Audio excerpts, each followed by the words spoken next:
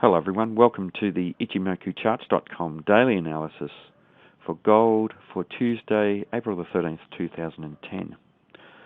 Well, yesterday we highlighted the potential for a change of trend to the downside. The market was very strong with some fairly large green-bodied candles as the market was making a series of higher highs and higher lows. Then all of a sudden we had this doji-type candle which was a sign of indecision in the market, and we were looking for a potential lower high and lower low, and that's what we've got today. We have had a change of trend to the downside with the market making a lower high and a lower low. The body of the candle is red, and that's reflecting the fact that the sellers have made some net bearish progress on the day between the open and the close. So the sellers are in the ascendancy from that perspective.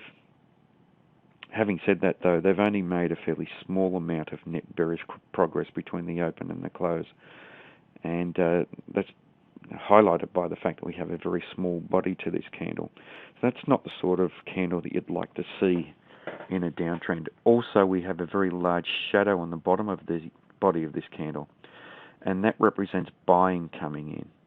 So as the market has sold off, the sellers have tried to take control of this market, and they've lost control and they've lost commitment to this, taking this market lower. So that could be quite significant for this new first time frame downtrend that the market's in. It actually highlights the fact that there is potential for the trend to change to the upside once again. We need to watch the high of the current candle for a potential higher high and higher low. And if the market does, change trend, then obviously this swing high at around 1170 becomes very important for this market to breach if the market's going to trade any higher. Now, just looking at the Ichimoku indicators, we are trading up above the cloud or the Kumo, so the market does have an overall positive bias. And the market was looking a little bit overextended, and there was potential for the market to retrace back towards here and attempt to find equilibrium, and that's exactly what the market's doing. Looking at the Tenkan-sen and Kijun-sen, the market's trading up above both of those, so the market is biased, bullish in all three time frames.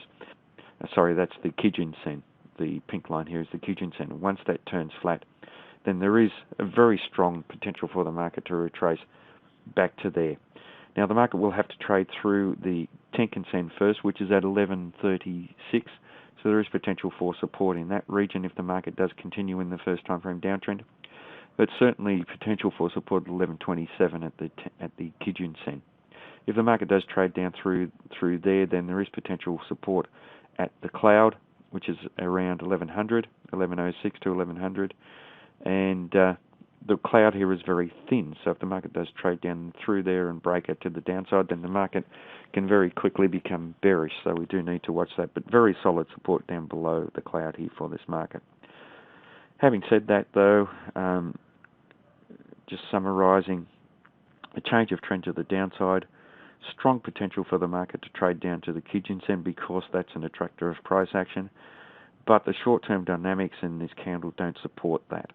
The short-term dynamics actually support the bulls and a potential change of trend, so we do need to watch the high of the current candle for a potential higher high and higher low.